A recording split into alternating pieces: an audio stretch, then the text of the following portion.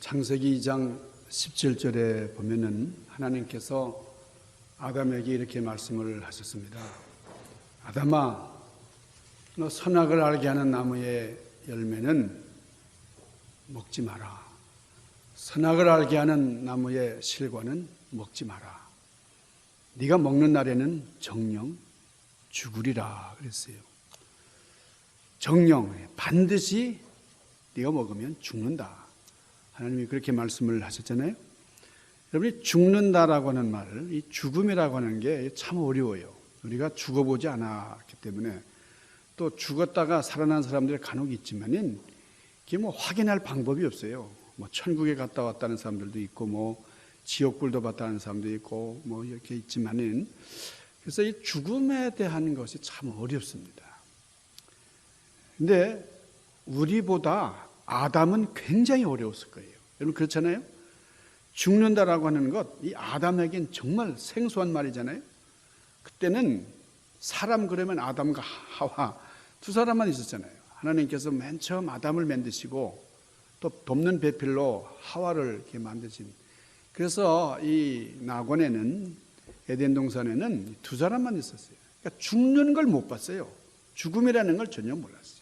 그러니까 아담 이전에 죽은 사람도 없었기 때문에 하나님께서 너 죽을 것이 죽으리라 그렇게 말씀하셨지만은 잘 몰랐던 것 같아요. 그러니까 어려운 말이죠. 죽은 사람을 본 적도 없고 자기가 맨 처음 사람이니까 당연히 죽은 사람을 보지도 못했고 죽음이 뭔지도 알지 못했기 때문에, 그러니까 우리가 이해하는 죽음보다도 훨씬 아담이 받아들이는 이 죽음이라는 단어는 어려운 말이었어요. 그러니까 네가 죽으리라 하는 하나님의 그 말씀을 그렇게 깊이 생각하지 못했을 수도 있어요. 선악을 알게 하는 나무의 실과는 먹지 말아라. 네가 먹는 날에는 정령 죽으리라. 이게 영어 성경으로 보면요, 이 NNAV 그 번역본에 보니까 in the day 그랬어요. 그날에. 그러니까 다른 날이 아니라 그날에 반드시 죽을 것이다 그랬는데 아담이 죽었습니까? 뭐 그날은 그냥 뭐 계속 나중에 자식들 낳고 살았잖아요. 그런데 뱀은 뭐라 그랬어요? 죽지 않아. 그 실과 먹어도 안 죽어 그랬잖아요. 누구 말이 맞았어요? 아니, 하나님께서 거짓말 하셨나? 분명히 하나님께서 하와 그리고 아담에게 먹지 말라고 하셨어요. 선악을 알게 하는 나무를 먹으면 너는 죽을 것이다 그랬는데, 먹다가 이 아담이 여기 걸려가지고, 이게 남자들에게는 이게 있잖아요. 아담스 애플이라는 거, 아담스 애플이라는 게 있는데 여자들은 없어요. 참 신기하죠? 그러니까 남자가 먹다가 꿀꺽하다가 탁 걸려가지고 이게 아담스 애플이라고 의학 용어로 그랬습니다. 아담이 먹다가 걸린 그런 흔적이죠. 여자들은 나중에 그 아담처럼 이렇게 급히 삼키지 않았기 때문에 아담스 애플이 없어요. 자, 근데 그날에 죽으리라 그랬는데 그날에 죽기는커녕 자식까지 낳으면서 살았어요. 그러니까 뱀의 말이 맞았단 말이에요. 그러니까 여기에 대해서 어떻게 하나님이 이게 틀린 말 하시고 이 뱀의 말이 맞는가? 여러분 의문을 가질 수 있어요. 말씀은 뭐 1.1핵도 변함이 없다고 그러시고 뭐 그러셨는데 이게 무슨 말인가? 여러분 우리가 이거를 잘 알아야 됩니다. 이 죽음이라고 하는 거, 이 죽음에 대한 것은 몇 가지 개념으로 정리가 되는 거예요. 첫 번째는 육신의 죽음, 두 번째는 영적인 죽음, 그리고 세 번째는 영육 간의 영원한 죽음이에요. 자, 신학적으로 말하면 이 육신의 죽음이라고 하는 것은 인간의 영과 육이 분리되는 걸 말합니다. 우리 이지영 장로님께서 지난주에 별세하셔서 우리가 이제 다음 토요일 날 우리 이 자리에서 장례 예배를 드리게 되는데, 우리 장로님의 이 죽음이라는 것은 육신과 영이 분리된 그 상태의 죽음이에요. 그러니까 영적인 영혼의 죽음이 아니에요. 그러니까 신학적으로 말하자면 이 육신의 죽음은 인간의 영육이 분리되는 그런 현상을 말하는 거고, 영적인 죽음, 이게 하나님으로부터 완전히 분리되는, 고립되는 그 상태. 그래서 그것이 영적인 죽음이에요. 이 아담은 영적으로 죽은 겁니다. 죽었기 때문에 죽은 우리 인간들을 살리기 위해서 예수님께서 오셨어야 한 거예요. 그러니까 이 죽음에 대한 개념을 잘 모르면 우리가 많이 이제 실수하게 됩니다. 그래서 육신의 죽음을 넘어서는 영혼의 죽음을 아담은 맞게 됐죠. 그래서 하나님으로부터 분리된 우리 인간들, 이렇게 죽음을 자초한 우리 인간들은 중생이 됩니다. 다시 태어나야 되는데 이 생명부활이에요. 그래서 중생을 통해서 신비롭게 다시 연합할 수도 있고 영원히 하나님으로부터 분리할 수밖에 없는 그런 심판의 부활 상태가 있는데 그게 영적인 죽음이 이런 거예요. 그 다음에 세 번째 영원한 죽음이라고 하는 것은 영적인 죽음이 육신과 결합해서 영원히 계속되는 상태로 부활하는 것을 말합니다. 우리 요한복음 5장 29절, 요한복음 20장 14절, 그리고 21장 8절에 보면 우리 예수님께서 직접 하신 말씀들, 우리의 죽음에 대한 말씀들이 많이 나와요. 사도행전 24장 15절에도 악인도 부활한다 그랬어요. 악인의 부활, 얼마나 끔찍한 심판이 있겠어요. 우리 하나님을 믿는 의인들은 생명의 부활을 하는 겁니다. 이 첫째 부활, 생명의 부활에 참여하는 사람은 거룩한 사람들, 복된 성도들을 의미하는 겁니다. 자, 성경 말씀에 분명히 하나님께서 그날 죽으리라. 자, 아담은 그날에 안 죽었어요. 그 후에도 계속 살았어요. 오래 살았어요, 아담이. 자, 그러면 하나님께서 거짓말 하셨습니까? 여러분이 답을 해보세요. 대답은 하나님은 거짓말하신 것이 아닙니다. 자, 그러면 아담이 그날에 죽지 않고 살아있는 그 이유가 뭐냐? 이 아담의 죽음의 개념은 선악과를 먹은 다음에 영이 완전히 죽었어요. 자, 아담의 죽음은 산영. 하나님께서 사람을 만드실 때에 흙으로만 지으신 게 아니라 흙으로 빚으셔서 생기를 부르셨잖아요. 그게 생영이 되었다 그랬는데 이 하나님의 그 생기가 떠났어요. 그렇기 때문에 육신만 남은 거예요. 그래서 우리가 이 육신만 도모하면서 살아가는 사람들이 세상에 많습니다. 우리 영을 못 봐요. 영적인 세계를 모르고 살아가는 사람들이 얼마나 많은지 몰라요. 그래서 이 생기가 떠난 육신은 단지 이 육체를 보존하기 위해서, 이 육체만을 위해서 생존하게 되는 거예요. 그러니까 생기를 공급받지 못하기 때문에 저 영원한 하늘나라의 소망을 모르고 살아가는 거예요. 여러분, 산나무를 뽑아버리잖아요. 혹은 베어버리잖아요. 그러면 뿌리로부터 이 공급받지 못하기 때문에, 생기를 공급받지 못하기 때문에 그 잘린 나무는 뭐 얼마 동안은 좀 이렇게 생기가 있을 동안에는 좀 시들시들해도 살아있다가 이제 영원히 생기가 끊어지면 죽게 되는 거예요. 죽은 나무가 되는 거예요. 자, 우리 나무를 옮겨 심을 때는 금방 생기가 있을 때 땅에 심거나 또 다른 나무에 접붙일 때도 생기가 있을 때 접붙여야 소생하는 거예요. 자, 우리 인간의 몸도 그렇습니다. 우리의 영이 죽은 육신의 몸은 잠시 동안은 살게 되지만은 여러분 이게 사는 게 아니에요. 시간이 지나면 반드시 하나님의 말씀대로 정령 반드시 죽게 되어 있어요. 그리고 부활할 때 영원한 죽음으로 들어가게 되는 겁니다. 그래서 그 사람을 살리려면 생기를 불어넣어야 돼요. 영혼, 영적인 생명을 불어넣어야 됩니다.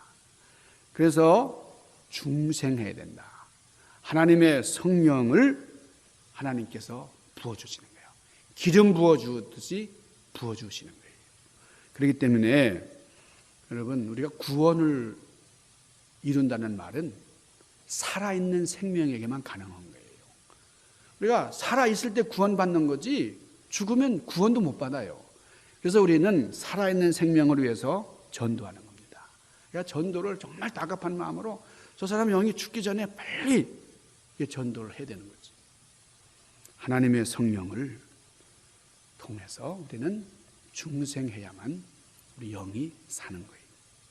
자, 그래서 우리가 육신이 살아있는 동안에 중생의 믿음을 통한 그런 구원이 가능하기 때문에 여러분이 믿음이라는 것, 그리고 회개라고 하는 것, 우리가 살아있을 때 해야 되니까요. 그러니까 아주 연약한 분이라도, 병상에 계신 분이라도 구원의 확신을 우리가 드려야 되는 거예요. 그게 그렇게 중요한 거죠. 자, 아담의 죽음이라는 것, 이건 원초적으로 하나님과의 분리 상태를 말하는 거예요. 우리 인간의 영과 육이 분리되는 육적인 이 죽음이 아니고 하나님과 분리된 죽음이에요. 영역의 분리와 재결합은 육신의 사망과 영혼의 재결합, 부활에서 완성이 되는 겁니다. 그래서 하나님께서는 창세기 3장 19절에서 뭐라 그랬어요? 야, 네가 얼굴에 땀이 흘려야 식물을 먹고 필경은 흙으로 돌아가리니, 우리가 이 흙으로 지음을 받았기 때문에 네가 그 속에서 취함을 입었습니다. 너는 흙이니 흙으로 돌아갈 것이니라. 이렇게 말씀을 하셨어요. 자, 그러니까 우리가 뭡니까? 우리의 본질, 우리는 흙이에요. 흙이기 때문에 여러분 흙 속에 있는 광물들, 미네랄, 여러분 뭐 마그네슘이니, 뭐 이인이니, 뭐 아연이, 이게 다 흙 속에 있는 거잖아요. 그러니까 이제 나중에 우리 몸이 좀 이렇게 나이가 많이 들면은 검버섯이 생겨요. 흙빛이 되는 거예요. 흙. 그래서 점점 내려가잖아요. 눈꼬리도 내려가고 입술도 내려가고 뭐 계속 키도 낮아지고 말이야. 막 앉았다가 또 눕고 싶어. 예, 여러분 흙으로 가고 싶어가지고 결국에는 우리는 흙으로 가요. 우리의 육신은 그러나 흙으로 가지만 우리의 영은 흙에 머무는 게 아닙니다. 1980년 3월에 여러분 프랑스의 이 브뤼세 병원에 그 어떤 아주 유명한 세계적인 지성인이 입원을 했어요. 그 병명은 폐기종, 폐수종. 그 때문에 입원했는데 이분이 얼마나 고통스러워하는지 막 발악을 했어요. 막 고함을 치면서 막 그냥 간호사들 뭐 이렇게 의사들 앞에서 막 옷도 막 내동댕이 치면서 막 그냥 발악을 했어요. 그리고 찾아온 사람들이 고함을 치면서 막 절규했어요. 죽음이 점점 이렇게 임박할수록 이 사람은 너무너무나 고통스러워하는 거예요. 이 사람이 누구냐? 여러분 사르트르라고 하는 유명한 실존주의 철학가예요. 아주 세계를 정말 주름잡던 사상가입니다. 근데 이분이 많은 사람에게 감동을 주고 자유라고 하는 그 명제로 많은 사람들에게 굉장한 인상 깊은 그런 사상을 심어준 분인데 이분이 그 말로가 말이에요. 이렇게 비참한 그렇게 죽고 말았는데요. 이 사람 1980년 4월 6일 이 사람이 운명을 했는데 근데 그 병원에서 이렇게 세상을 떠난 다음에 어떤 독자가 칼럼을 썼습니다. 신문사에 투고를 했어요. 뭐라고 썼냐면 이 사르트르의 말로가 이렇게 비참한 이유가 뭔가? 이 사람에게는 돌아갈 고향이 없었기 때문이다. 그랬어요. 여러분 우리가 우리말로 돌아간다는 말 하잖아요. 그분 돌아가셨습니다. 돌아간다는 말이 뭡니까? 온 곳이 있다는 말이에요. 온 곳이 있으니까 우리가 돌아가는 거잖아요. 그러니까 돌아간다고 할 때 우리는 고향으로 가는 겁니다. 우리가 이 본향으로 가는 거예요. 우리는 하늘나라에서 왔기 때문에 우리는 하늘로 가는 거예요. 그런데 이 사르트르는 주님과 동행하지 못했고 돌아갈 나라가 없었기 때문에 그 영혼은 참으로 비참하다. 그렇게 칼럼을 썼어요. 여러분 죽음이라고 하는 것은 모든 사람이 회피하고 싶은 거예요. 우리가 이 육신도 잘 관리해야 됩니다. 왜냐하면 우리 영혼을 담고 있는 그릇이잖아요. 그러니까 영혼이 우리 안에 머물러 있기 때문에 우리가 만물의 영장이고 우리가 사람이에요. 그런데 우리 육신이 망가지잖아요. 그러면 이 영혼을 보관할 그릇이 깨지면 영혼과 육신이 분리할 수밖에 없어요. 그래서 제가 우리 성도님들에게 조금이라도 좋은 걸 좀 대접하고 싶은 거예요. 뭐 대추차, 그 다음에 이 교회 주변에 그냥 약초들로 잔뜩 있는데 왜 안 따잡았었는지 몰라요. 좋은 것들 많아요. 여러분 육체를 보존할 수 있는 그런 게 참 많은데 국화나물이라든지 신선초라든지 뭐 저 안에 뭐 많아요. 앞으로 더 제가 약초를 보강을 할 생각인데 여러분 육체가 건강해서 우리 장수하시기를 주님의 이름으로 축원합니다. 여러분 하나님께서 우리 인간을 창조하시면서 좀 마지막에 대해서 언급하셨다는 것. 여러분 너 정녕 죽으리라. 이게 맨 처음 사람에게 정말 살아있다고 하는 것, 또 산다는 것에 대해서만 말씀하셔도 좋은데 죽음을 이렇게 말씀하셨다고 하는 것은 우리 인간은 종말이 있다. 마지막을 준비하며 살아가라고 하는 거예요.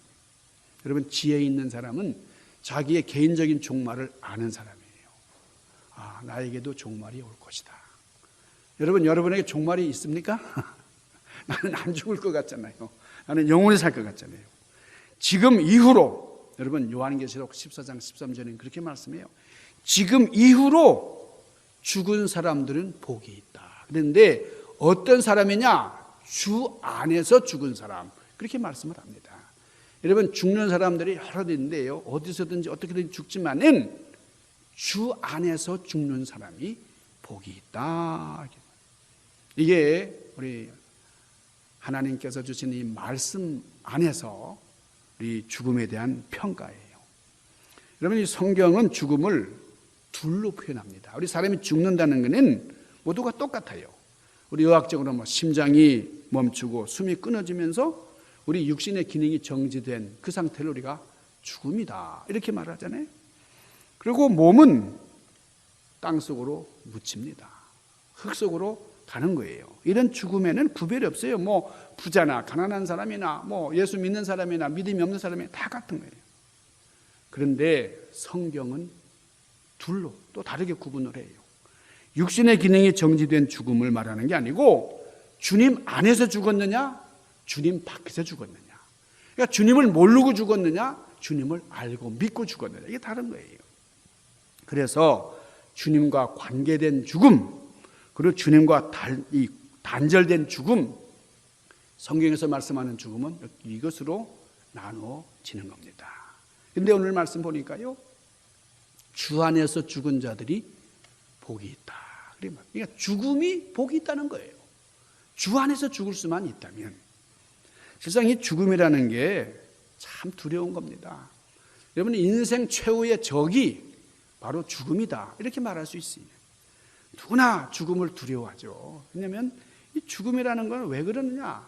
단절이거든요. 세상과 단절이 끝이에요.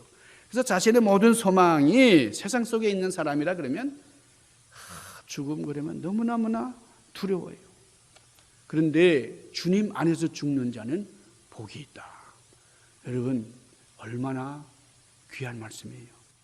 예수 믿다가 죽으면 천국 가니까 복이 있다. 이렇게 간단하게 말할 수 있는 게 아니에요. 누가 주 안에서 죽는 사람입니까? 우리가 뭐 많은 사람들이 죽어가요. 세상에 죽어가는 사람들이 얼마나 많습니까? 근데 뭐 그 가운데는 뭐 교회를 다니다가 뭐 예수를 믿는다고 하면서 죽어가는 사람들도 많이 있죠. 과연 교회에 그냥 들락날락 한다고 해서 그 사람들이 다 주 안에서 죽은 사람이라고 말할 수 있겠느냐? 물론 그 판단은 주님께서 하실 일이에요. 우리는 말씀을 통해서 어떤 사람이 과연 주 안에서 죽는 자냐? 그래서 그 삶이 복된 삶이냐? 그 말씀 앞에 우리를 세워야 돼요. 그 말씀에 의해서 우리 자신이 판단받는 그런 시간이 되어야 됩니다. 많은 교인들이 교회 다니다가 죽으면 그냥 천국 아주 직행하는 줄 알아요. 근데 천국의 문은 그렇게 허술한 게 아닙니다. 교회만 그냥 뭐 이렇게 다닌다고 해서 천국 문이 활짝 열리는 게 아니에요. 어떤 사람이 천국 갑니까? 주 안에서 죽은 자예요. 그래서 중요한 거는 여러분, 나는 과연 주 안에서 살고 있는가? 그러니까 주 안에서 죽는다는 말은 주 안에서 사는 사람이다 그 말이죠. 그렇기 때문에 우리는 나는 정말 주님과 더불어 살고 있는가? 주 안에 있는가? 이걸 확인해야 됩니다. 그러니까 주 안에서 죽었다 그 말은 주 안에서 살았다라는 걸 전제하는 말이기 때문에, 그러니까 주 안에서 삶이 있기 때문에 주 안에서 죽음이 있는 것이지, 주 안에서 삶이 없는데 어떻게 주 안에서 죽을 수가 있어요? 자, 오늘 본문 마지막에도 이런 말씀을 해요. 이는 저희의 행한 일이 따름이라. 우리가 이 세상을 살아가면서 우리 행한 일에 대한 보응이 반드시 있다는 거죠. 자, 본문을 다시 봅니다. 또 내가 들으니 하늘에서 음성이 나서 가로되 기록하라. 지금 이후로 주 안에서 죽는 자들은 복이 있도다. 그렇게 말씀합니다. 성령이 가라사대 그러하다. 저희 수고를 그치고 쉬리니 이는 저희의 행한 일이 따름이라 하시더라. 여러분, 주 안에서 죽는 그 아름다운 종말, 이것이 바로 여러분들의 삶이 되시기를 바랍니다. 우리 이재영 장로님께서 이제 좀 병상에 계시면서 많이 이제 고통을 받으셨지만은, 그런 중에도 저희들이 한번 이제 신방을 이제 갔더니 그 교회 생각만 하시는 거 아니냐. 시종일관 교회. 그러면서 옛날에 그 대피기도 하시던 장로님, 여보 뭐 순애야 그러셨던가? 아니 그 장로님 이름이 어떻게 되지? 이 장로님은 그냥 우리 교회 생각밖에 없는 거예요. 그냥 하나님 나라, 그리고 그냥 예수님에 대한 그런 간절한 믿음, 끝까지 믿음을 붙들고 주 안에서 살다가 주 안에서 죽으신 우리 장로님. 주 안에서 죽는 자들을 이제 수고를 그치고 주 안에서 평안히 쉬리라. 여러분, 주 안에서 죽는 자들은 살았을 때 수고했다는 얘기잖아요. 수고하는 삶이 있었기 때문에 삶을 마치고 죽는 것을, 수고를 그치고 이제 쉬라. 그렇게 말씀하잖아요. 우리가 우리 이 장로님 그 신방을 갈 때에 우리 정성혁 권사님이 그날 바쁜데도 이제 같이 간다고 그래서 제가 너무나 감사했어요. 그런 분들이 많지가 않았잖아요. 신방 가자 그러면 앞장서서 간다. 갔다 오면서 우리 정 권사님이 정말 우리 장로님만 그런 게 아니라 이순애 권사님 참 믿음으로 사시는 분 같다고. 이게 가서 장로님이 그냥 교회에 대한 말씀만 하시고 교회에 대한 생각만 하시고, 그렇게 고통 중에서도 그렇게 우리 교회 걱정하시는 걸 보고 우리들이 많이 은혜를 받았는데, 여러분, 성도의 인내는 끝을 보고 살아가는 거예요. 끝을 알고 끝을 보며 살아가기 때문에 우리 현재의 영광이 중요한 게 아니고 장차 주어질 그리스도로 인한 그 영광을 더 귀하게 여기며 살아가는 거예요. 이러한 삶을 누가 알아주겠어요? 여러분, 이스라엘 백성들이 애굽에서 종로로 타다가 이제 탈출합니다. 이스라엘 백성들이 구원받을 수 있었던 유일한 통로에 어린 양이 있었잖아요. 어린 양을 잡아서 그 피를 문설주에 바르고 그 문설주를 바라보는, 그 피를 바라보는 자들마다 구원을 얻었어요. 우리 어린 양으로 오신 예수 그리스도가 세상에 의해서 죽임을 당합니다. 그리고 말씀의 능력으로 다시 부활하시고 하늘나라로 가셔서 우리를 영접하시기 위해서 준비하시는 거예요.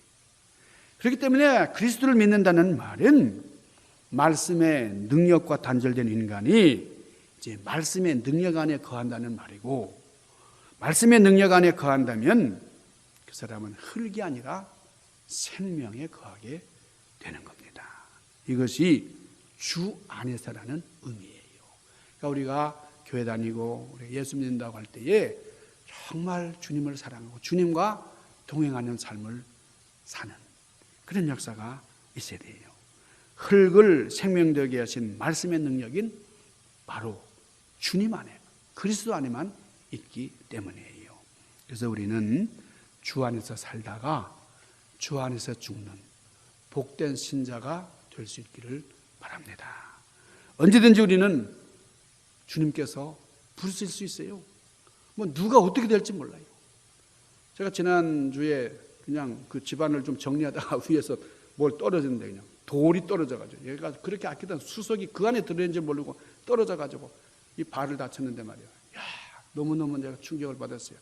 사람의 일이 한치 앞의 일을 모르는구나. 예? 제가 이렇게 발 절름발이가 될 줄 어떻게 알았어요. 우리가 참 한치 앞을 모르는 우리들입니다. 언제든지 준비하면서 깨어 있어서 항상 종말을 염두에 두고 살아가는 그런 여러분들의 삶이 되시기를 주님의 이름으로 간절히 축원합니다.